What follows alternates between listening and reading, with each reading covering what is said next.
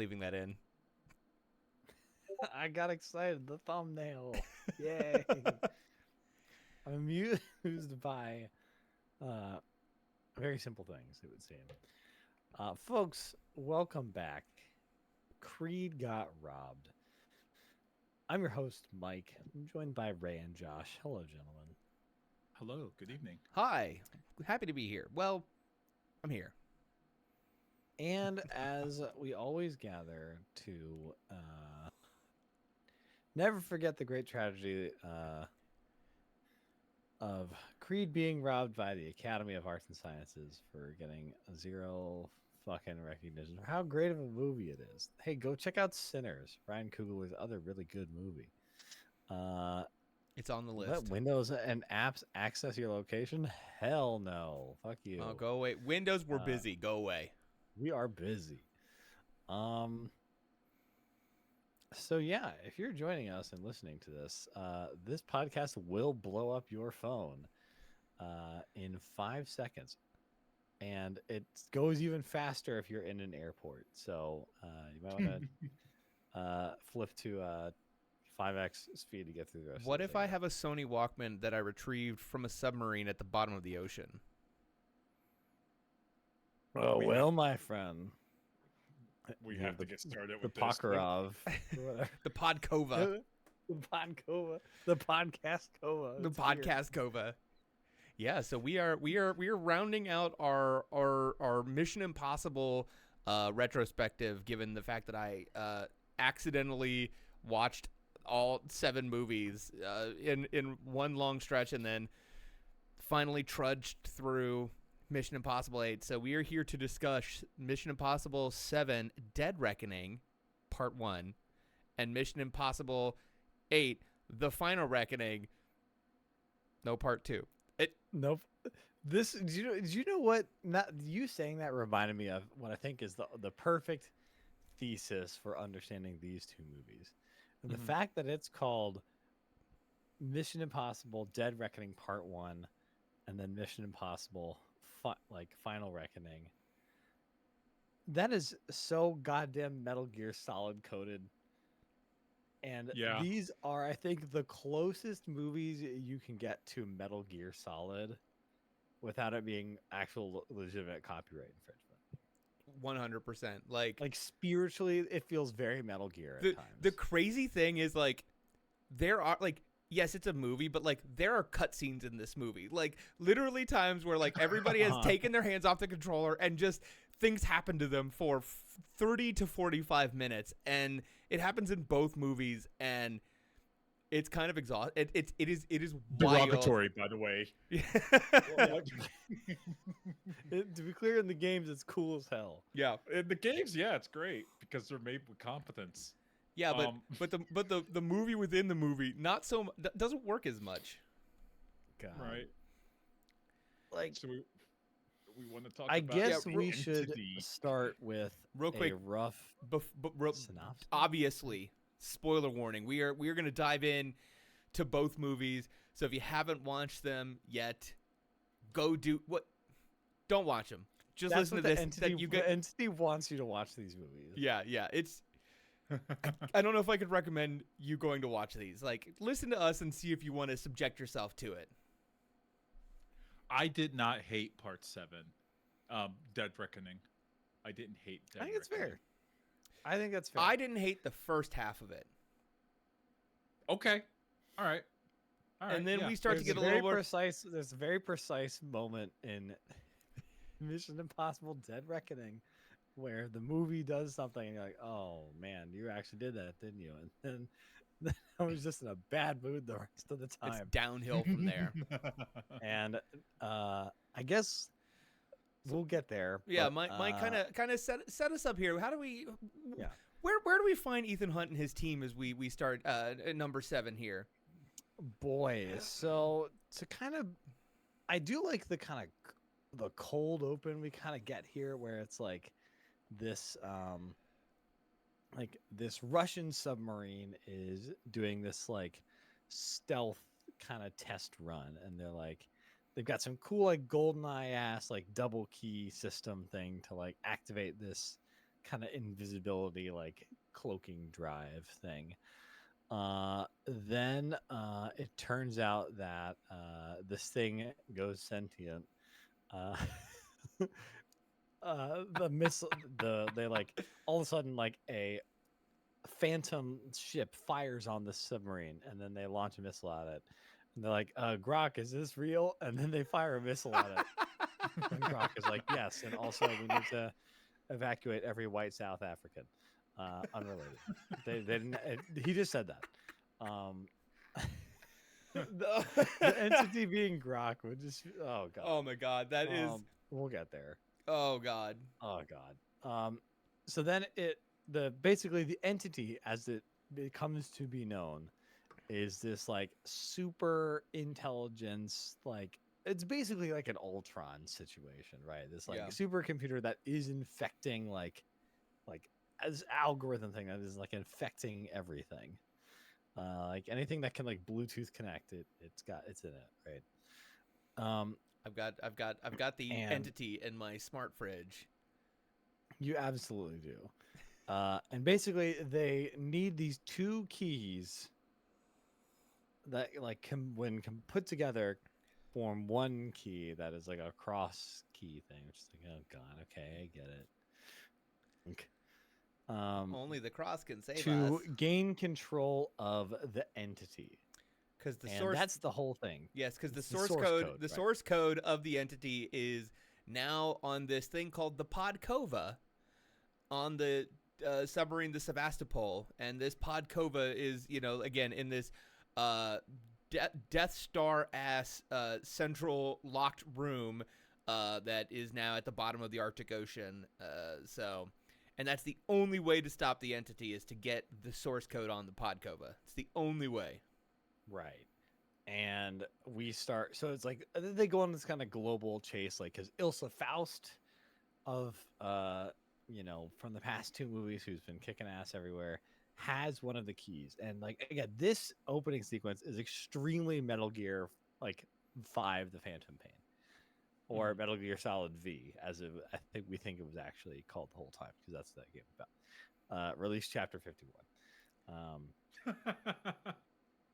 If you know, you know. But then like they are, they're like chasing Ethan and the crew in the airport. Then this like mysterious guy, basically Gabriel, shows up out of nowhere, and he's like a spooky guy from Ethan's past. And you learn that like, basically it's like Gabriel's kind of like the human entity or the human avatar of the entity. Can I interject real quick about Yes, Gabriel? please. I hate the Gabriel retcon so hard.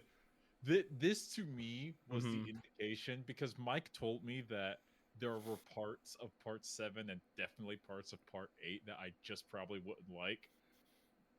I can tolerate a retcon. Like, they happen. They happen all the time to some of my favorite series, and sometimes I nod my head and say, yeah, sure. If you do it well, that's fine.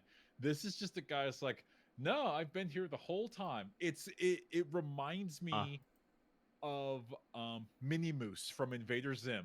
There's just a Christmas special episode where Invader Zim is trying to stop Santa Claus, an evil Santa Claus, and someone points out, "Who's that?" And there's a floating tiny moose next to Invader Zim and Gurr. And Invader Zim says, "Oh, that's just Mini Moose. He's been here the whole time, just always." That's out a really good point. Yeah, there's Scrubs does this trope too, where a character played by Elizabeth Banks, he's supposedly there the entire time. She just had a wedding ring on, and JD couldn't see her. And when she took it off, he was able to see her, and they even like cut her into the opening credits. And That's at least funny. Yeah, no, but this is the exact same thing of really like, funny. I've been here the whole time. Yeah, Yeah. I've been here the whole time, and also this has all been like this is all of these have been part of the whole thing. The whole Everything, time. As well, everything. there's has one led of the to biggest. This. There are some incredible like fuck you kind of reveals in this podcast that we'll get to. There's one specifically that I legitimately like almost got out of my damn chair and left the theater when I saw it. I think it was The moral of this story is nobody should ever be allowed to Okay. leave Ethan Hunt's life alive because they always come back and fuck him later. It's true. In one way or another. Yeah. True. So I'm sorry I'm having a hard time like summarizing the plot here because it's like, they chase after like Gabriel to get this. There's some bullshit about like, oh, one of your girlfriends has to die, Ethan, and then the cool one is about to fucking die. Yeah, Gabriel. And then they get the key from Gabriel in a little train thing. But boy, howdy, sequence does Ethan recover from that loss very quickly. Oh yeah. Yeah. Josh, can you just talk us through meeting Ilsa Faust the same day she died? Can you just talk us through that emotionally? It was a roller coaster for sure because Roller coaster that you fucking died on. yeah, it is. I didn't know that I was getting on the suicide coaster, but I was on the loop and then they gradually got smaller and smaller and then soon I was unconscious and dead. Like I met one of the coolest characters that I've met in media in a long time, just with pure swag. Like she is the definition of aura in terms of like her physical ability, the way she like takes up space in a scene, elegant, yes, like strength. It just she was everything, and she played so well opposite of Ethan Hunt. Like there are few spy movies where you feel like the female counterpart is on or above the level of the male lead that they're with, and Ilsa Faust definitely is that person. And yeah, to be like, man, she's so cool. Oh, she keeps doing cool shit. Oh, we're doing the little Mini Cooper chase, which went way too fucking long. Oh my god, that car chase went on for fucking ever. And then she dies. And I'm like, there ain't no way. Like, yeah, she hurt, but like nobody really dies now. Well, especially I still can't believe it's like he goes they find her in the beginning and he's like, you're dead, you don't exist, they get out of this. Yeah. And then she actually dies. I'm like, oh, but this is the fake out because like it's Mission Impossible. And then it's not actually the fake out. I'm just like, fuck you. Yep. Fuck this. I can't believe you've done this to me. I was apoplectic. I was livid. I guess some things I do like. I think some bits from like the first act of this movie are really fun. I think like the giant room with all the typewriters where they're trying to like get hard copies of all of the intelligence is sick. Yeah. That is just, I feel like, a very cool kind of cool imagery. The reveal of not one, but two people who can't sanction Ethan's buffoonery in this movie. Maybe even three. That's the best. I think the best part about the movie is that it's got so many guys who cannot sanction Ethan's buffoonery. And it's like, it's almost overwhelming because you've got your primary here in this one, which is, oh my gosh, is Shea Wingham as Briggs, and he's just hysterical. He's having such a great time having a terrible time chasing Ethan. Then you've got Kittredge. We got Kittredge. He's back, which is like ends up not being as fun as I kind of wanted it to be. Yeah. So I was like, oh, okay. But then you also have Carrie Yules in here as like the director of national intelligence. I'm like the guy from The Princess Bride. It's like, what is going? There's so many good guys in this movie. Yeah, it's kind of fun. I will say one of the best and worst scenes in the same time in this movie is Ethan Hunt facing into like this deep CIA, national intelligence facility and gassing some of the top leaders of U.S. national intelligence to have a conversation with Kittredge. And it's both amazing because I love, like, anytime they do facing in this movie, I'm fucking here for it. But also it's so over the top, over melodrama. Like, I think these two movies are definitely summed up with like melodrama to the max of like Yeah. we are taking the fun stakes of the previous movies and we're making it way too serious, and we are like everything is turned up to 11 in terms of like the overacting, the way we're reading lines and dialogue, the way that Kittredge can't sanction the buffoonery, and like, you know, he's had 30 years of Ethan being right every single time, but this is the time where no, you really are not doing this for America. I know it. Like, And then Ethan puts on Kittredge's face to get out. yep. And you're like, oh, okay, Which no, is like this is a perfect maybe scene. one of the top tier mask reveals in the franchise. Yep. Dare I say? Yeah. Dare So I like say. I said, this scene was both incredible and terrible at the same time. It was phenomenal. Great late title card. Sorry, Ray, you had something a bit ago. I forget actually what it was. I think it was about how the chase with the Mini Cooper and with the gigantic bank car, or Mhm. I'm sorry, the gigantic bank. I guess you would call that like a truck, I guess, as it would Yeah. be. I do agree with Josh that went on a bit too long. Also, I'm assuming that a lot of that was practical effects. Assuming? I don't know. Probably.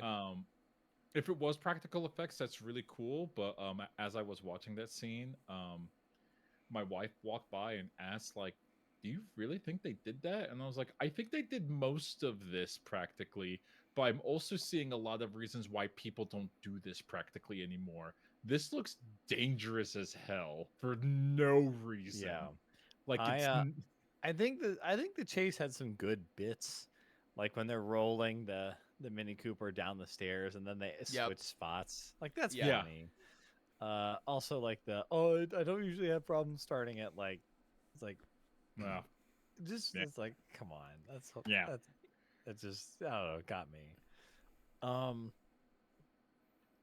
yeah, Palm Clementif. One of the only people who comes out of these two movies all right, because she's Yeah. having a blast in both of these things. Because she's like kind of psycho, like smashing the cars, like, which is like really fun. She gets to be a weird French mime kind of character. Absolutely serving, mothering anybody else, mogging anybody 100. else at the damn party, like super with like the little like military like cavalry coat thing. Like, oh, it's so good, amazing look. Yeah, so I think there's a lot of like ideas. There's so much happening in this first movie that's like, I mean, because there's so much like going on. Everybody's here. Like Vanessa Kirby shows back up. Like Haley Atwell comes in as like this like pickpocket all of a sudden. Yep. She's like, gosh, you know, that she's kind of like the overarching character of the last two movies. I just, no offense to Haley Atwell, Grace just does not do it for me. You just reminded me of the most gratuitous, dare I say, masturbatory, wide angle lens of Tom Cruise running shot, possibly to date in the franchise, which was on top of that airport. I timed it. It was like oh 2 god, minutes. this is so funny. I love it. It was so long of watching Tom Cruise pump his arms running across like, yep. You get it, Tom. Yeah, get and it. it's great because like Shea Wiggum is like getting frustrated in the airport trying to find him while they're chasing Gabriel and like disarming the bomb thing. And it cuts is like, yeah, he could be anywhere, and then like they're looking around and Ethan's just in the background like it's so good.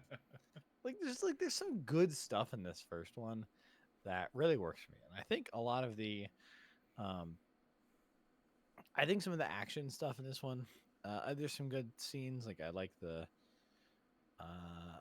I think the like kind of on foot chase in Venice, I think has some good kind of scenes like that really close quarters fight with Palm is good. Mhm. I did not particularly care for. Yeah, again, I kind of black out when I watch this movie after Ilsa Faust dies. I'm so serious. Okay. So the motorcycle jump is impressive, but I don't know. I feel like the sequel you don't see a lot of. I don't know. I feel like it just didn't quite hit as big for me as I feel like it was supposed to. Um, Also because I'm distracted by the fact again the entity is fucking taking everything over, right? Mhm. Why is Benji trusting the auto self-driving function of this damn entity? Like, are you serious? What are we doing here? If you actually go back and you were to rewatch the movie and you realize that the entity can control anything connected to the internet, pretty much most of this movie and the last one don't make a lot of sense. Like, I So it's really best try not to not do to that. be a CinemaSins kind of dick Hmm. because that's an exhausting way to engage with art, and Hmm. you're dumb if you do that. I'm sorry. Hmm. You as a person deserve to engage with art in a better way than being that pedantic about it. Live a Hmm. little, okay? That being said, I think when the whole idea of the movie is like, oh, the entity can be anywhere and anything. It's like, dude, don't why are you trusting the fucking autopilot on the car? That's crazy. Yeah. No, I just feel like it's so close to like what the whole movie's about with in like the It is. subtext of it. It is the plot of the movie. Yeah, that doesn't feel like too big of a leap for me, right? I don't think it's a big leap at all. Like the fact that he's typing on a laptop while talking to Ethan via a radio connection, and as you said, like trusting the auto shifting function, auto shifting, auto driving, lane keep assist. The entity could have said lane keep assist, more like lane keeping you in the mountain. Bam. Um, and that would have been the end of the movie. Right. But no, you're. I think you're onto something. It's I did the thing at that part of the movie because if that's the part you had a problem with, I I'm sorry, I was taken out of the scene where I know why he did it because Tom Cruise likes to do these wild stunts in the movies. I was taken out of the scene where he j- used a motorcycle to jump off of a cliff to parachute down to a speeding train. I was like, sure, why not? And then I was willing to let that go, but he just happened to land in the exact car at the exact time to kick the person that had their gun against one of the people It that rocked. just needed saving. I was like, okay, you just think I'm an idiot. If that's the case, it's fine. It's a movie. Look. Anyways, Yeah. Also, I love how in this first one, um, they're like we cut to Gabriel again, who's been doing like, oh, Ethan, I'm so superior to you. apparently, I'm always And one step is ahead of you.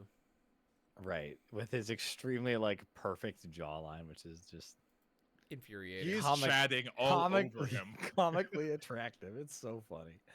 And then he like comes out of his like entity like sleeper pod thing, and no one remarks on it at all about like what the hell it is. So it's just like, oh, he's just communing in there. It's like, oh, that's kind of freaky. That's absolutely the goon pod. Who knows what the entity is giving? Well, we find out as we learn.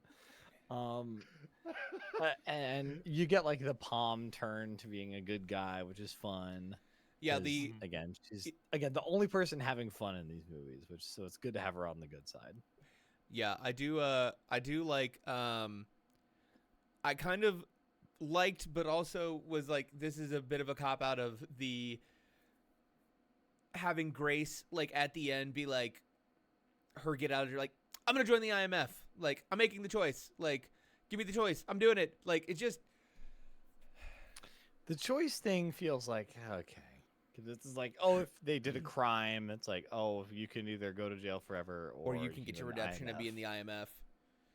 Can you imagine if you did a crime and then you got caught? They're like, go to supermax prison or join the super CIA. Your choice.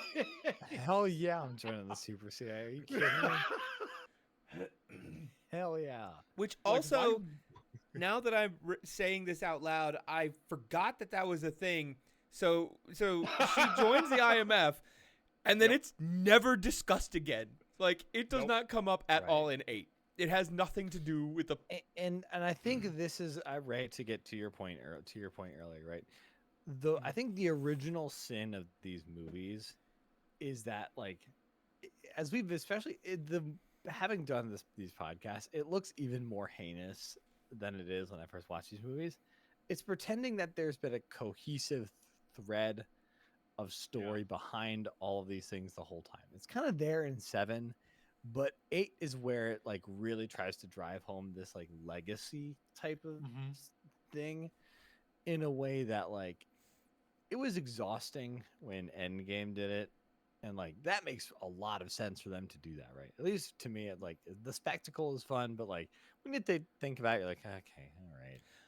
I But get they it. were legitimate. Like, they did have like an they earned it as overarching. much as you actually can. And well, they had an Yeah. overarching vision of like, this is what we're working for. They had a roadmap. They didn't quite know how that they were going to get there, and they had to fill in some gaps along the way to make it fully make sense. But like, again, it was still, there was some intentionality from the early on set to like have it coalesce in something like this where so when I watched 8, I actually like opened up a Google Doc and just took some notes, and very early on, one of my Ooh, first notes Let me get is my like, notes. I don't think I like this retcon. Like, how did it get here? You know, we'll get into that in a second. But just like, I don't think I like this. I'm glad you Yeah. did, because I also opened the Google Doc and took a lot of notes about Part 8. When we get there, I'm ready to go. I think we're ready to get there. Also, real Oh. quick, in the transition, I just want to mention both of these movies are almost 3 hours long. They are Yep. too damn long. And I was talking to a friend They about are this way recently. too Like, movies in general are getting too damn long, and I don't know why this is becoming a thing. And like, I know anecdotally, nobody I know is like, man, I want to spend more time in one movie. Like, most everybody's like, I ain't got time for this shit. But apparently the data's telling people to make longer movies, but I'm not here for it's too Thank you, Josh. It was a Welcome slog. to the club of the tight 90. Return with a V. We are Yes. going back to 90. It was minutes. the I seven. have a discrepancy. Okay. Go ahead. I respect the tight 90 as a film. I do think you need space for the epic. I'm not right, saying the you don't really need space. big- I'm not saying you don't need space for the. I'm not saying that the occasional 2.5 hour movie shouldn't exist. I'm just saying every movie doesn't need to be 2 hours and 45 minutes. I These think movies, I think any minute past 2:30, 2:20, you gotta have become with some heat. Mission Impossible Yeah. 7 and 8 could have been a 2 hour and 45 minute film together. I said this to Mike after I finished 7. I said they could have cut out half an hour of Part 7, and it would have been a better movie. Now, speaking of things you Yeah. could have cut out, with a knife falling God. from the ceiling, and Mission Impossible 8. Can I add a positive? Can I add a Mission Yes. Impossible 8, the clip Po- show of the Mission Impossible movies. What's your positive? on my notes, the very opening drum line version, like a The snare. like a college We love drum. the snares. The snare Snares. opening of Really good. the Great Mission touch by Impossible. Lauren I Bacall. thought that was really fun. I was digging that. I'm like, all right, here we go. Yeah, Let's do that it. is Yeah. another. Honestly, like one of my highlights of like the score in these two is like all. I think the score is pretty fun in both these movies. Like Yeah, the snares are really good, cool touch. that's a good opening. That's a way to get you excited for this. Like, My- all right, let's cap this off. Let's do it. Yep. Now my opening note for this is hello, Madam President, where we see the former director of the CIA, now president of the United States. And then my second note, wow, right off the bat, we are just doing a clip show.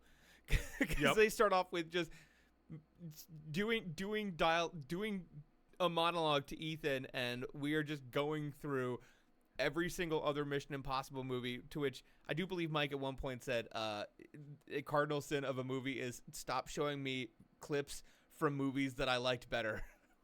Yeah, That is my second note, Josh. The drum line is fun. Second note, entity recap with blue on black screen is not fun. It's just like it's like you start this movie and then like the little things pop out of your chair that lock you in, Yep. and it's like time to get recapped at, buddy. And that's what this movie is. It's like you can tell they made this movie and got a ton of studio notes that nobody knows what any of this shit is. Because the things you're trying to string together are not are you know 20, 30 years old at this point.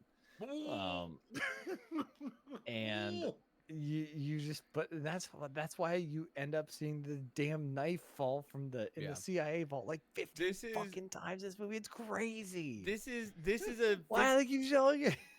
This is a 60-year-old man writing a love letter to himself and like reflecting on his career and his like the character he spent the most time with, and it's so self-masturbatory that it is almost embarrassing of like Yes. how highly Tom Cruise thinks of himself and of Ethan Hunt, and into a point where like I was with him until he did this, and I'm like, maybe Ethan Hunt's bullshit. Like it made me like him less. Maybe he's not the living manifestation of destiny, but of course, yeah, he's not Superman, but goddamn it, we're trying to turn him into a fucking superhero in this movie. In Josh, a lot of ways, actually, yeah. I was gonna say that's actually my fourth note, Josh. Not almost word for word, but really close. Where when he gets the VHS tape, which has this mission on it, which I thought was cool, but the VHS tape contains callback scenes. I said, "Oh, that is masturbatory." Yep. Now that is jacking it. Yeah, and in a lot of ways, it feels like this movie, I think, thematically has a lot in common with Top Gun Maverick, and it kind of feels like I in that like, oh wait, we need the new generation to take over. Just kidding. Only Tom Cruise can save us from the machines. Yeah. Feels like Mission Impossible as like a body of work is a little better if you just don't watch Dead Reckoning and Final Reckoning, and you just watch Top Gun Maverick after finishing Fallout instead. I just feel like it honestly, all works better. yeah. I did. So we're just so we know, it takes 23 minutes to get to the opening scene, like the. But in that time, we find out about the rabbit's foot, and this is my note on like. No. This is the biggest fuck you I've ever seen in like, any movie. I have a note on that. I said, "Oh my god, they're calling back the rabbit's foot." Yeah. So like, I was like, first off, I'm like, what was in the rabbit's foot? And then just to highlight the melodrama, the primordial digital ooze. That is what they called it. The primordial digital ooze. I'm like, how did it get from the ocean to there? I'm sorry. So the entity is locked. The source code's in the Podkova in the Sebastopol at the bottom of the ocean, and it's stuck there. But somehow something got to the surface to be the primordial digital ooze that Ethan unwittingly launched on the earth. Like, just fucking stop. It didn't have to be this way. Like Guns of the Patriots. Oh my god. There's J.J. Abrams just like appearing from the scene. I told you. You opened the mystery box. You opened the mystery box. Wow. Never gotten someone to do that before. I like when there's like, oh, this is what the rabbits, but it's like, fuck you. Yeah. You can't do that, man. That's crazy. We knew That it was is a deep pool. We knew it was something nuclear the whole time. This is not like they're like, no, it was nuclear, but digitally nuclear. Again, primordial digital ooze. That line just fucking, it makes my mouth feel bad. I hate it so much. It's so melodramatic. Again, like it's like all of the melodrama of Metal Gear without any of the fun. Yeah. Yeah. Because what if Hideo Kojima was president, bad? like the presidential war room stuff in this movie is some of the most dour, unfun scenes to in any of the Mission Impossible movies. I'm so serious. Like There's a lot so of Dutch heavy. angle shots on it There, too. yeah. There's like they do some like fun angle stuff in the first one too, when like Carrie Ewells is talking to like Kittredge, and like there's some good stuff. They try to like go back to like the first Mission Impossible on it. I don't think they nail it all the way, but they do some fun stuff here and there. But like all this stuff in like the Situation Room, it's like, oh my god, Israel, which has nukes, by the way. I guess just love them casually just confirming that to everybody. Just hilarious. I'm like, oh my god, all the nukes are going down. The DEF CON is going down. It's just so dour, and obviously it's a dour situation, but it's like you can have a bad situation and still have it like be kinetic and exciting to watch. Well, I think the main problem, and I think I keep saying melodrama, but I feel like that's the main problem with the scenes in the war room, is that they're being so melodramatic. Nobody's acting well. So it really takes you out of those scenes. Yeah. Like, I feel like the acting is so weak. Like, I think about Nick Offerman as being the Secretary of Defense. Like, Nick Offerman knows how to act, and I've seen him, like, I saw him as the president in Civil War. I've seen him in a lot of stuff, and like, Nick Offerman knows how to act. He knows how to play like the stoic tough guy. And I just feel like he was so over the top, he was over the top flat, and everybody in those scenes is so acting so poorly that it does not let those scenes give you this sense of urgency that they're trying to convey. Like, they want you to feel like, my god, for real this time, like, we are all fucked, and it just doesn't feel like it. It feels it's like silly. The room is so saturated, like the CGI Situation Room just looks all very sludgy. Yeah. When like we're in this like dark mahogany war room, but overlooking this like metal sterile bigger room with all these like drones on their computers, hacking away at stuff, and it just doesn't work. And again, I really think like if they had better direction, if they had just like toned it down a little bit, like, you could have made that so much more impactful. Does feel like a direction problem. Yes. I want to say what makes at least previous, except for the first one, which is almost perfect, and this movie agrees with me. You're not wrong. You're so not wrong.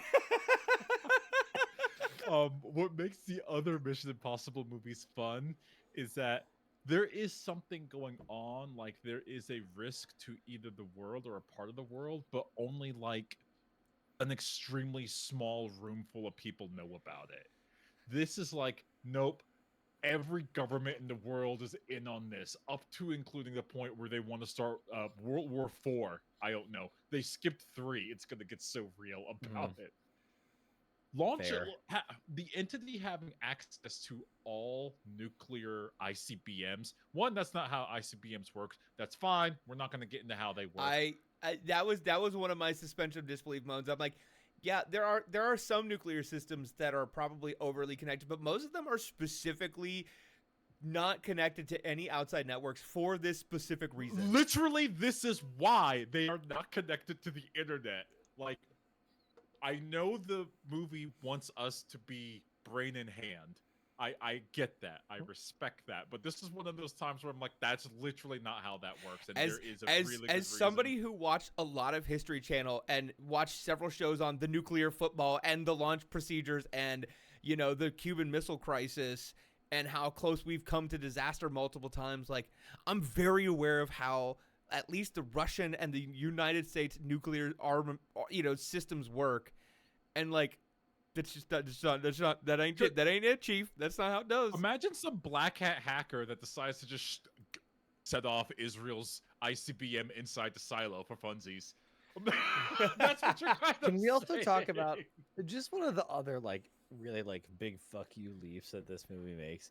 Is like, oh, we catch up with Luther, who's like, I'm leaving the third act of the last movie, Ethan. You won't see me again.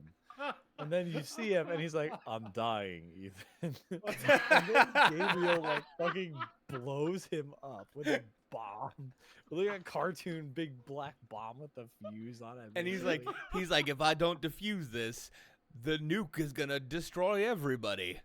And I'm on the what right was going side. on there?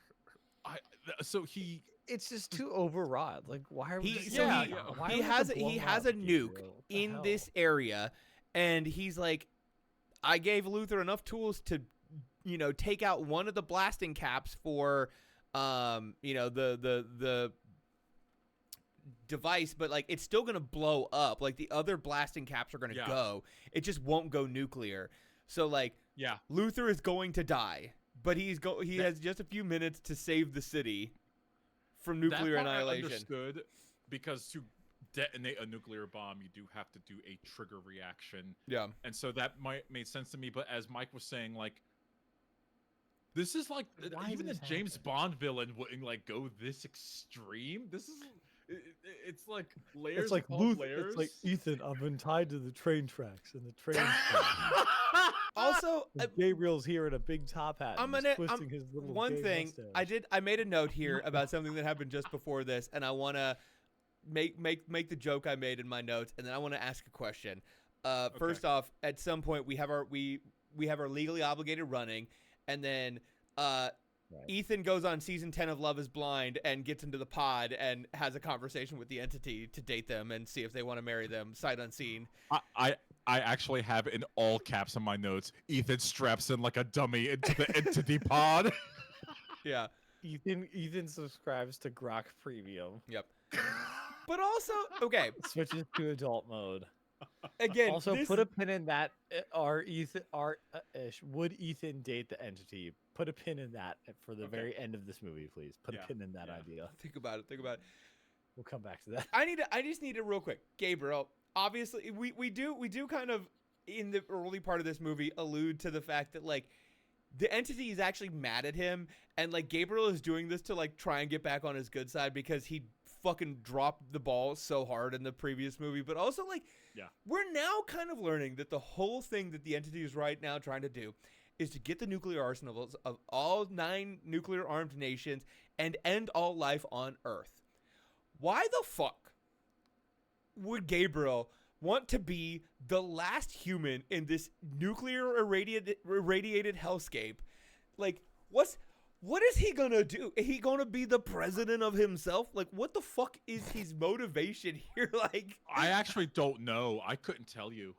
Like at this point in the movie, but basically when they got to the point in the movie where they said like the entity controls all nukes, I said I'm just along for the ride. Do whatever the hell you want. Like just do it. I don't care. Go ahead. I would honestly respect it more if Gabriel was like, I'm not trying to escape. I'm going down. Like, humanity is a fucking mistake, and we're all done. Like, I'm taking us all out. Like Thanos with it feels like it feels very much like a retread of the Syndicate stuff from the past 2 movies, but they're like, fuck, we can't do that again. Right. We can't do, we can't use Salmon Lane again. Yeah. So it feels like kind of adjacent to that, but it's like, it's different, but it's the same thing. And it's not delivered as well, I think. No. Just across the board. So but I do think this is a fun kind of twist on like getting the mission, because he gets the mission from the entity. Also, there are like entity cultists running around everywhere. It just feels very like unmission in a lot of ways. I do like the entity cultist. That's at least fun. I think it's like a big thing. It feels a little too like kind of like it's something that in my mind makes sense in like a world that knows about this impending doom of like, it's very also like Men in Black of like, oh, we're welcoming our, not Men in Black, Mission Impossible, Independence Day. Jesus Christ. Like, there we go. We're welcoming our new friend. Like, I can totally see that actually happening. But again, like Mike said, that's not what Mission Impossible is about. Like, honestly, like, humanity kind of exists outside of the movies for the most part. Like, we're not really interacting with like the populace. it feels like it crosses kind of like like you know how like franchises and movie like whatever, right? Have like kind of like a bible of like, hey, here's what Yeah. this thing is. Yes. Here's the Yeah. core ideas happening. And it feels like somewhere in like the Mission Impossible Bible from early on is like, hey, the real world is never supposed to find out this stuff happens. Yeah. It's supposed to be That's what I thought. close.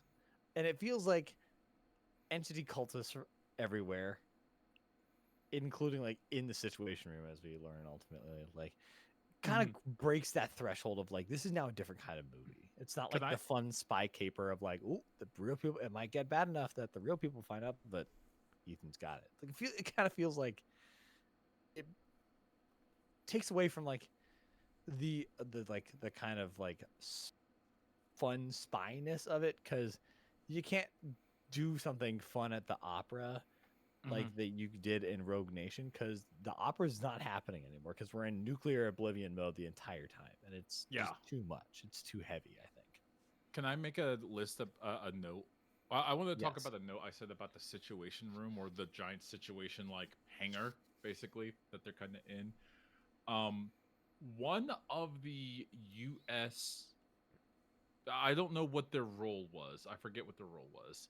One of them asked, "What's a knock list?" And my exact notes was, "Oh, fuck off." Because we can't be doing this. here's the problem, Ray, with this movie when you're referencing something that happened 30 years ago. There is a subset of people who never saw the first 3 movies. Like, they came in at 4 and watched through that. And those movies never went back and told you about some of that stuff.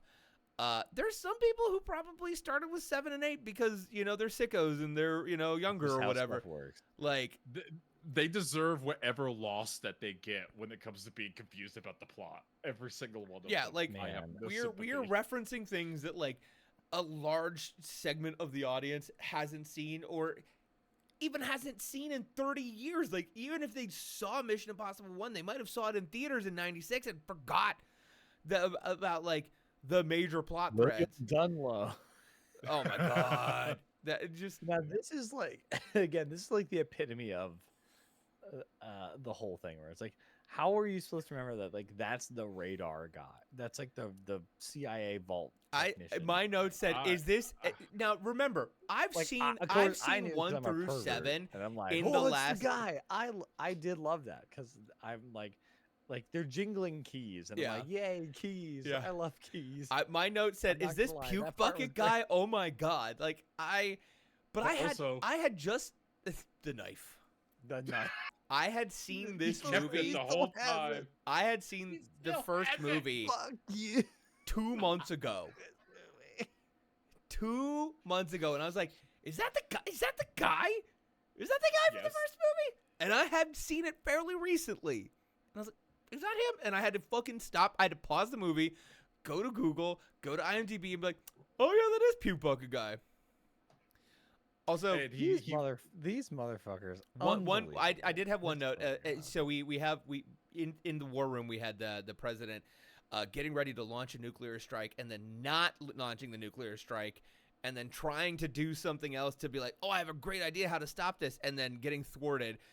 But then we go over the plan, and I wrote a note. Oh my God, the fate of the world relies on Vivor. Because they're like, Ethan needs to dive to the bottom of the Arctic Ocean, and then we have this fucking portable decompression chamber that he needs to get into immediately. And I'm like, oh, you know, I got this off the TikTok shop, and this is how we're going to make sure that Ethan Hunt doesn't die so we can get the Podkova. We can save the world. And I was like, God, this fucking movie. I have another note right before your The scene, submarine was Josh. fun. Okay. At least. The Admiral Knetsnov, a Marine on the Osprey, remarks that, "Oh, that's one of the most dangerous aircraft carriers in the world." All right, I know. I keep saying this. I know this movie wants me to be a goddamn moron. The Admiral Knetsnov, the diesel-powered one aircraft carrier that Russia built in the 50s, it actually was scrapped this year because it's never been a threat. That's what the entity wants you to think. Unlike Jeff Gerstmann, the Admiral Kamentsov has never been a threat. It has never been a threat. It's tiny bit of history. It was. But yeah, like it- the submarine. It's stupid. The It's just submarine with stupid. Tremel Tillman is a fun surprise. Yes. And he's like, what Watch are it, you doing watch it, on watch my it. damn Milkshake sub?" run the gay sub. The Uh, Milchek submarine commander. Oh That my God. LGBTQ sub, which Yeah. was, to be clear, amazing. Love it. Yeah, and we have like- Mask Muscle Mommy helping Ethan just We sure did. loving It's so good. she is digging his shenanigans. She sanctions Ethan Hunt shenanigans. She's like, sanctions "Go get 'em, boy." buffoonery. That's right. yeah, she sanctioned that buffoonery. Support your mhm. LGBTQIA plus submarines, folks. Now Mhm. that submarine Now scene more than ever. that submarine scene was fun. The next submarine scene, I again was trying to like put my brain in my hand and suspend my disbelief, but I'm like, okay, you have this 100 million ton sub. He lowers himself down to the Sevastopol. Yes, he swims down to the Sevastopol with the cool suit, and he goes inside, and he moves 6 feet of water, and that 6 feet of water is enough to fucking send this 100 million pound sub on a fucking collision course. Like, it's enough to upset the entire balance of the ship, and I'm like, no. That's not how fucking shipwrecks work. Like, there's just no fucking way. There was enough force to unlodge this thing that has been stuck on the bottom of the ocean for decades. Like, god damn it. This is not enjoyable. There's a lot of whoever wrote this screenplay for this movie. I'm sorry, I did not look it up. One you two can if you're really interested. But there's a lot of screenplay in this movie where they're like, rule of cool is going on in this movie. Sense does not have to make sense. We need to get Tom Cruise in and out of a watertight container really quickly. I'm gonna be the weird one here. I thought the submarine stunt scene, I thought that was only okay. I just didn't enjoy liked it as this. much. This Nah, is one yeah, I of the didn't like it. two it was like this is one of the two sets of 10 minutes that I was enjoying myself watching this movie. Was the submarine stuff. Maybe it worked better in the theater for me. I think I heard, did not confirm. I didn't see it in IMAX, but I think in like he literally as he like cranks the sub to like Mhm. depressurize it, like cranks the aspect ratio wider. I'm like, that's Ooh, awesome. That would be cool. That would be cool. Like, but this was a sequence that, like, I don't know, maybe it's just like it felt because you're in the sub, you're not cutting to other stuff, you're not seeing better movies Constantly shown in your face. constantly, So the including screenwriter, him grabbing the goddamn rabbit foot, which I Yep. can't. so mad. Christopher McQuarrie and Eric Jenderson, which Christopher McQuarrie also wrote Top Gun Maverick, Mission Impossible Fallout, Mission Impossible Dead Reckoning, Mission Impossible the Rogue director as Nation, well. Jack Reacher, Valkyrie. Basically, he's written everything that Tom Cruise has been in since 2000. We can't get into this stuff, but I'm curious about their relationship sometimes. Valkyrie, that Yeah. that movie. Oh man, He wrote 'Cause, Valkyrie. Christopher McQuarrie, and because this is the other side note, the reason these two movies budgets are so insane Mhm. is because they like had to pause filming of Dead Reckoning during COVID, Sure. and then like the SAG after strikes happened during the production of Final Reckoning, and like Tom Cruise personally lobbied to like keep people like staff and crew paid fully like during those like stoppages, which Yeah. like my qualms with the quality of the movie aside is really cool. that is I think really that's cool. awesome.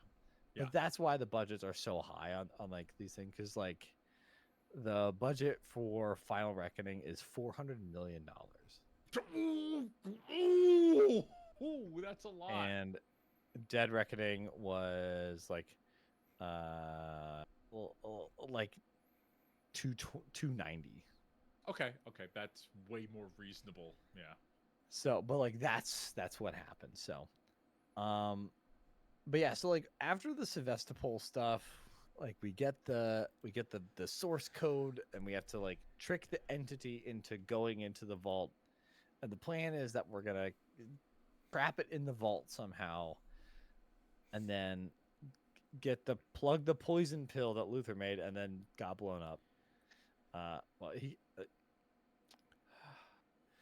He has to plug the Podcova into the poison pill into the Podcova that Gabriel is going to keep to control the entity, and be like, "This is what you get for casting me out, entity." No, Ethan or Gabriel, go off the computer.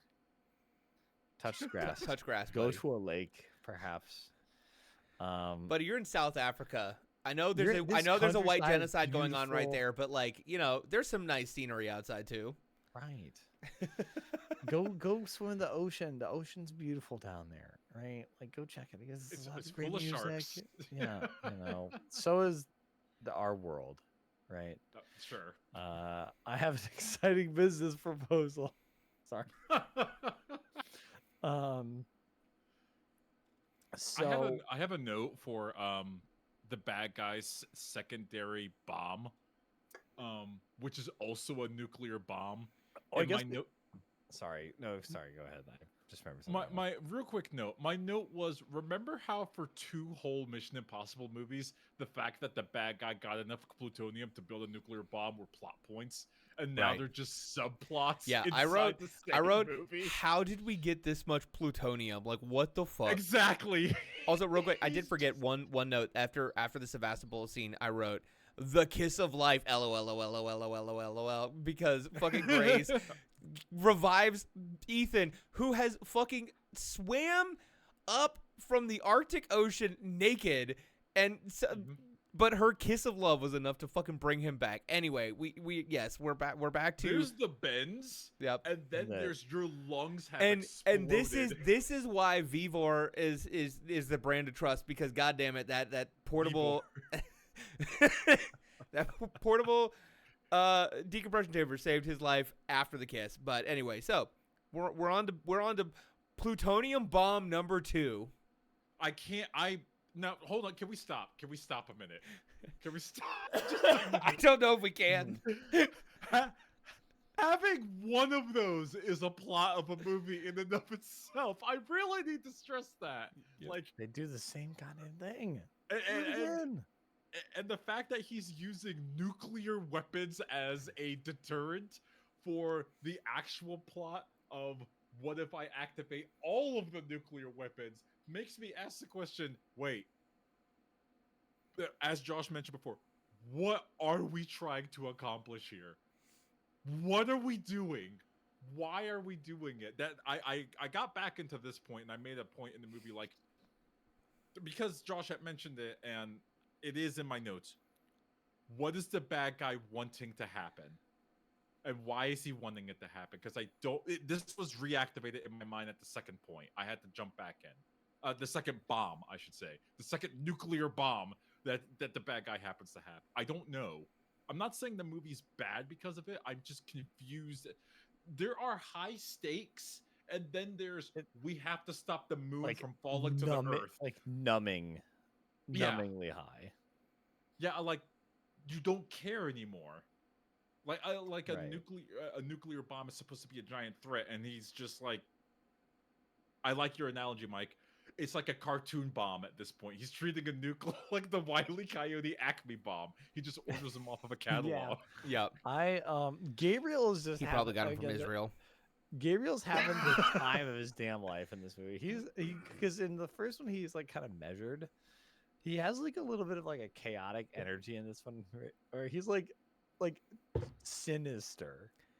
Yeah. And you have like He's- mustache twirling. I've tied you to the train tracks. Yeah. Kind of He's- energy to this. and he's it's ha- "I brought he's two having fun in this greens, movie because- Ethan." It's so hilarious. Honestly, it's I think, Ray, to kind of your point, like the thing it is trying to like highlight is like Ethan will never sacrifice his team, and so Gabriel is trying to come up with the most villainous, sinister ways to be like, Ethan, will you sacrifice your team to save 9 billion humans? He says it exactly the same way too. It's awesome. Like Ethan Wasn't Hunt, someone, like, Ethan Hunt never lets down his team. And Can I There's a part where they're having that firefight inside of the. I guess we're talking about the cave scene. Yeah, now. we're in the caves. They're having a firefight, and one person like has Gabriel dead to rights, and at that moment, his rifle jams, and I thought like I don't think this movie likes me. I just. I just think Performance this movie- anxiety. Yeah, Yeah. there's just, like, Your stuff rifle like doesn't that. jam at the beginning of the fight.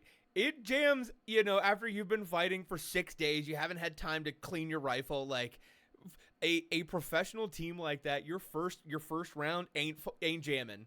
Like it's just not. It's just not. It's just not. These I like caves rifle also look jams. like shit too. These are just ugly Yeah. set yeah. pieces. I So will this one say is. the car chase that happened in the tunnels, that was like the second most fun that I had in the movie. I was like, okay, this is fun. I like this. This is all right. Like, I felt like that was ripped out of the ending of Metal Gear Solid 1. Remember when they're driving the Jeep down the tunnel? Yep. Yeah. Yep. And But the liquid is- snakes doing the damn serpentine in the Jeep. And you're like, mother, I can't kill you. Oh my god. To Then be we fair get to Liquid to the. Snake, yeah. Then we get to that, like the actual money of this movie, and Yeah. So this love is the the promo most material. Wait, one more- singularly one more frustrating timeout, part about timeout. this a, movie. a Yes, go ahead. braver movie would have made the defector, the puke bucket guy, and his wife die. I'm just saying it. The braver movie would have killed him. Anyway, go on. True. No, hold on. I want to stick on that point. I thought they were going to die. Absolutely. Yeah, thought they were I gonna did burn too. in I the thought house. they were like we are sacrificing ourselves. Like, the team has to give something to like truly make this happen. We're kind of ancillary anyway. Like Ethan impacted his life so much. I cannot. Did we talk about the fact that he gave him the fucking knife back? Like, did we talk about Yeah, this? yeah, we did. Okay. I Very can't. briefly. I fucking blacked that out.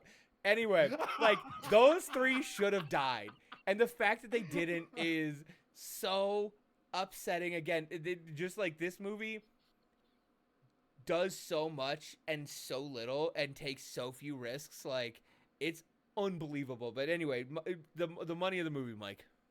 I want to bring up real quick. How many times was Benji shot?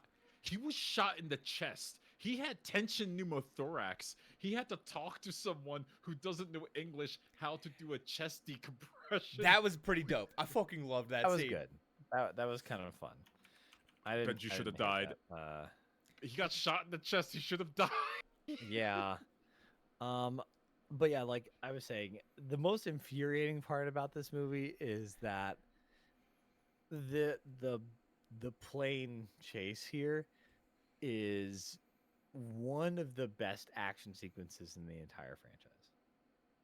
Yeah. Sure. It's pissed me off that after this movie I hated so much that this part kicks so much ass because it's Tom Actual Cruise like doing the classic like I don't know if, like the classic 1920s like guy walking on an airplane movie stuff. And, Yeah. like that's the thread he's pulling from. That's why there's a train sequence in the first one, because like Buster Keaton was doing train stunts in like the 20s and stuff, and he loves that kind of like historic legacy of movies, and that's why he's doing this, and it rocks because he's like Gabriel's like, that's why I brought 2 planes, and it's like, oh, you can't bring 2 planes. You know Ethan's gonna get in that plane. And it's just like the scenery is gorgeous. Like the dialogue of Gabriel shouting that you can't hear is just awesome. Yeah. Gabriel's arm getting broke as hell is hilarious, and then he gets a full on like 90s villain death. That was like one of the goriest things that has ever happened in a Mission Impossible movie, and it was so jarring but so incredible at the same time. Because of some circumstances, Mike and I actually got to watch this scene together, and I was doing my best to not hoot and holler because Mike's kids were asleep in the next room, but I was like so taken aback, like, oh my god, what the fuck just happened? Like, it was unbelievable. As smart as Gabriel is, he forgot that biplanes have tail fins. Yep. You gotta Just love the- it. Dude got fucking domed, blood splatter, just fucking cranked in the head. Like, Yep. Never have an AI boyfriend, okay, or Yep. an AI partner, probably partner. I was going to say NB. The entity does not. The identify. NBB. can also NB. The NBB said I didn't have to do the dishes. yeah. Also, real quick, I know we're getting to this, but like I just have a note here that says 5D drive fucking L. Like 5D. Oh yeah. They had to invent a new technology to fit the Uh-huh. entirety of the entity onto like a smartphone, basically a smartphone. no, it's just a crystal. It's just a cube. It's just a white girl Yeah. crystal. We're putting the entity on a white girl crystal, and the whole reason we've kept Grace around is because she's such a good pickpocket that in 100 milliseconds, the blink of an eye, she has to watch the entity get encapsulated in this white gold crystal and then pull it off to seal it away forever. And my Like, God, white girls love snatching crystal. yeah, Like, they do. dude. And as Ethan Hunt is falling from the sky, trying to get the USB drive into the Walkman, to finalize the capture of the entity, we see the crystal go gold. Grace get it. Here's where we should have panned to Benji and seen him dead. Here, that's where we should have been, like, right That's here. what should have happened. Yep. Yeah. And then we see Ethan, his parachute of light, falling to the ground. And of course, motherfucker doesn't die either. He just stands up. No. And then we get an audio log from Luther on the Podkova and on the And a Metal Gear audio tape. yep. Hey, brother, I knew you would have done this. Which I wish we could have gotten I want the cut where Gabriel kills Ethan and he's listening to that from Luther, It's like, oh, just weird. cackling to himself like, fuck you both. Okay, I have a better cut. If while we're talking about a braver movie would have done X, a braver movie would have shown Ethan like eyes wide open. He's on the ground. He's dead because his parachute did not deploy because his fucking last stunt caught up with him. But he did it. The mission Yep. was complete. And then you hear Luther's thing come on. Like, I knew you would have done it, Ethan. And that's it! That's the end of the entire series! Yep. Perfect! But no, get a Ray. delightful But no, little Ray. That's fake not out how we here. end. No. That's just so stupid. Because, like, of That's course, not how we do it. Kit Rich and Shea Wiggum's character roll up. Shea Wiggum much more miserable in this movie, despite how he was having so much fun in Dead Reckoning. Because we chasing forgot to Ethan. talk about the reveal in this This is- movie. We forgot about the hat! Oh no! This is the even dumber than the rabbit's foot somehow. Yeah. Is the reveal that Shea Wiggum's character Briggs is the son of Jim Phelps, aka John Voight's character from the first Mission Impossible. And it's like, who the fuck is this for? And Because I'm like one of the only people who knows what the unknown words mean, and I think this is real dumb. It's so who dumb. Is And, this like, for? and they imply that he has a vendetta against Ethan because he doesn't believe that his dad was terrible, even though everybody gave Ethan a pass because, like, oh yeah, no, this was fucking terrible. And we're like, so My dad, who Stu- got blown up on a bullet train with suction cups and red light, a green light. bomb and a helicopter. That's no, that happened. He was a good man. It's like, Once again, hilarious. You sure about that? I You sure feel about like that? either the screenwriters or Tom Cruise went back, rewatched Mission Impossible 1, and they said, like, we somehow hit it out of the park with that one. Let's go back and watch the other ones. They watch the other ones. They're like, no.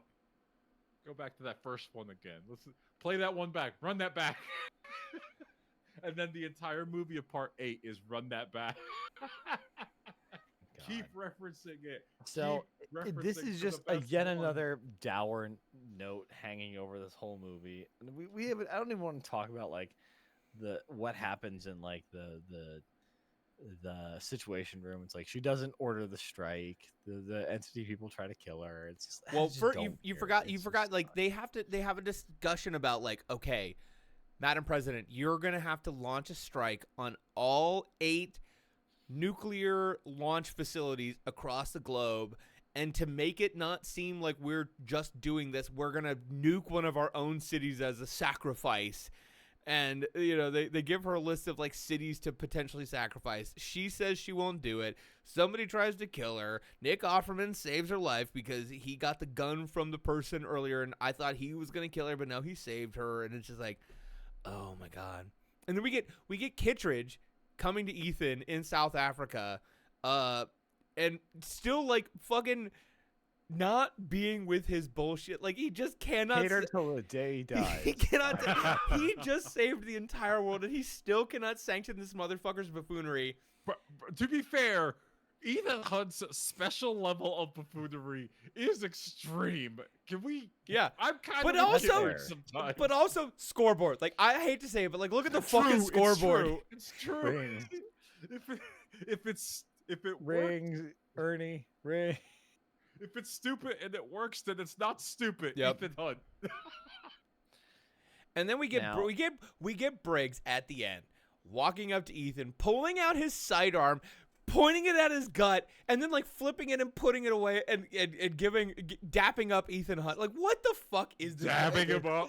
Fuck this movie. Fuck this movie is so bad. It's so bad. It's like it's not technically the worst movie I've ever seen, but it is No. one of the most insulting movies I think I've ever seen. I think that's a good way to put it. Yeah. And yeah. I think that really caps it off with like the ending here, because like you go from like this gorgeous like South African like landscape scenery to this like very muddy, very clearly like we filmed this all separately, because it's like, yep, here's here's every member of like the new secret IMF crew probably. Mhm. Let's give Palm Clementif the worst haircut you've ever seen, despite her looking awesome. All the other parts in the rest of the movie that she's in.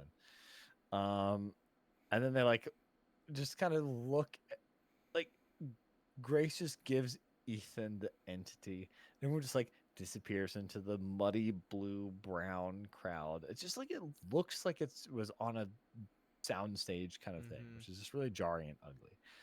And then Ethan just has the entity.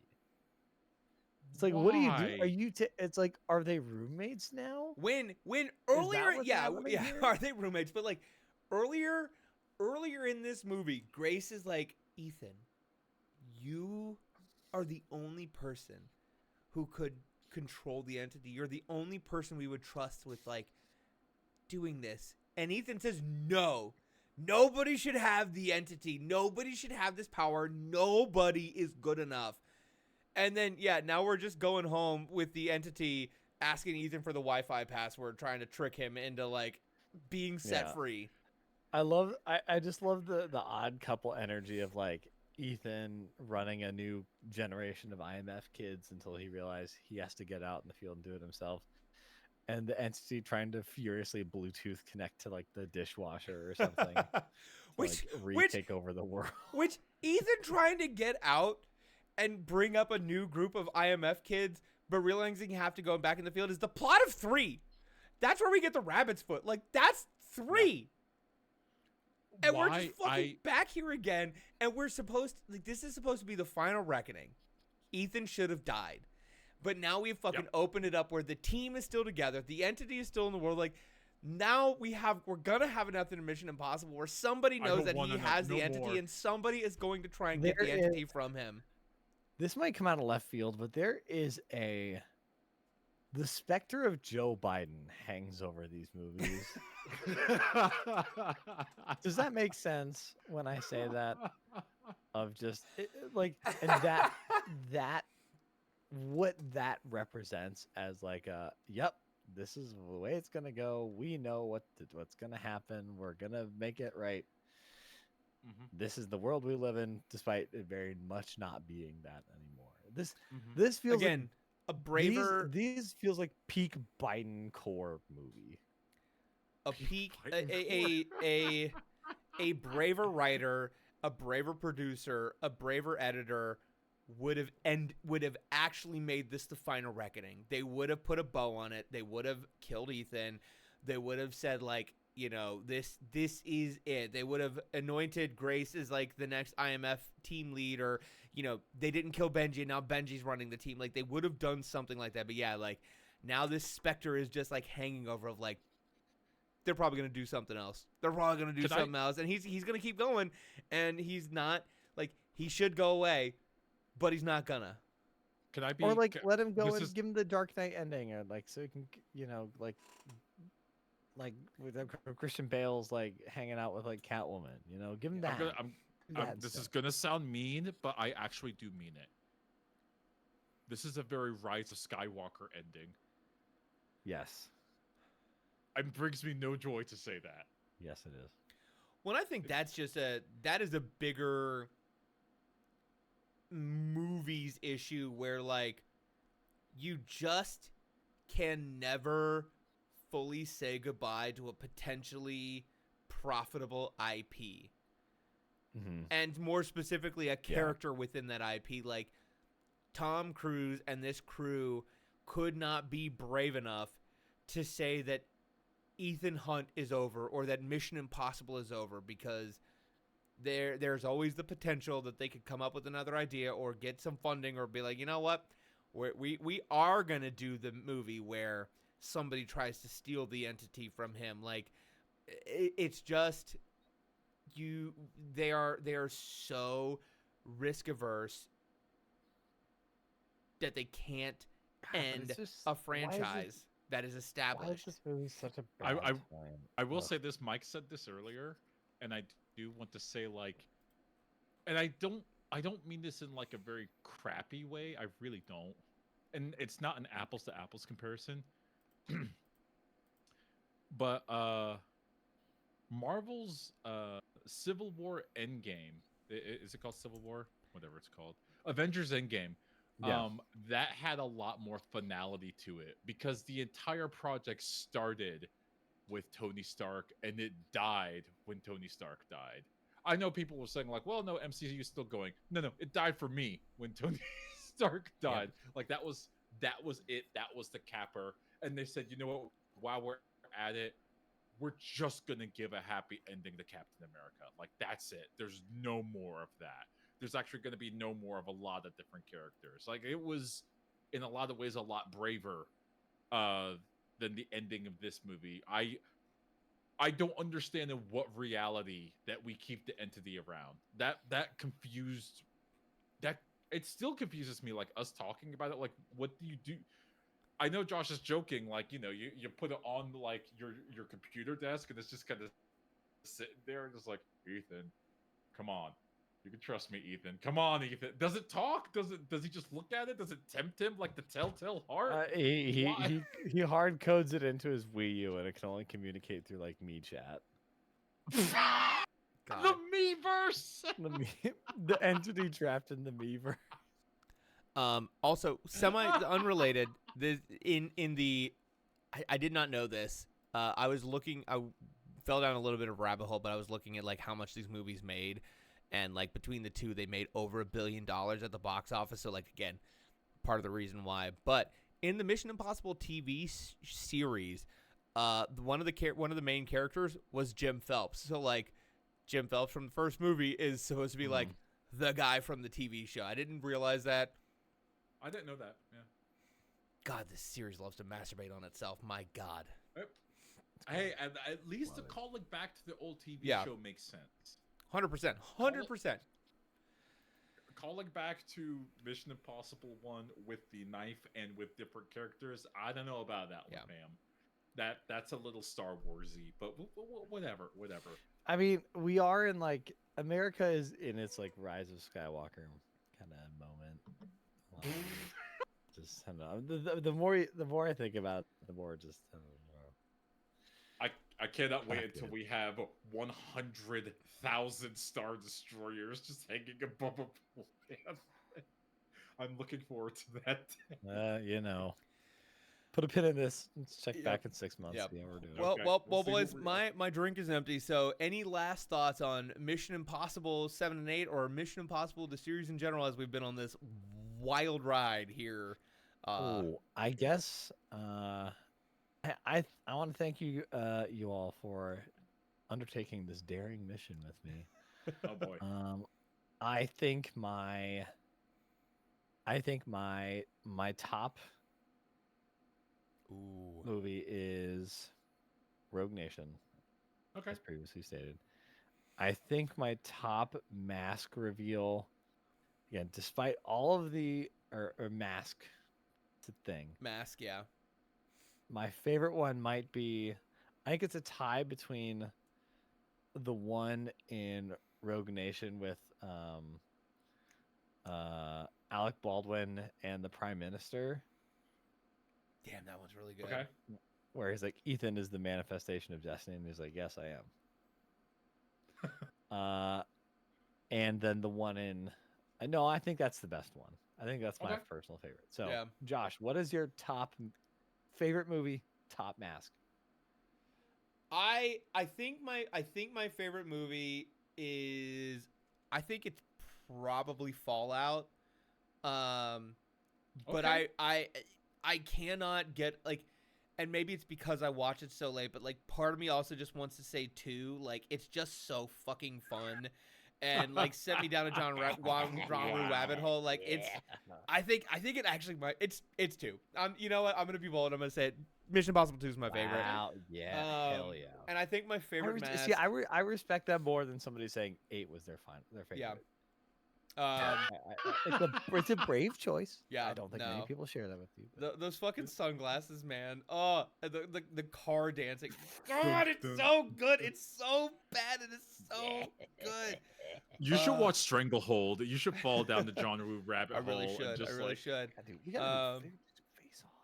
I watched Face Off. I had to, and I was like, oh my god, this is just Mission Impossible 2, just fucking on 10. Exactly. Oh my god. Exactly. And I do I think could my eat a favorite. peach all day.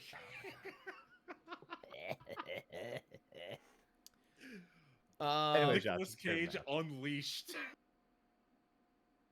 I think my favorite. It is a tie between, and it's honestly in these 2 movies. Like, I really like Grace facing on the train, trying to like do the transaction with Kittredge.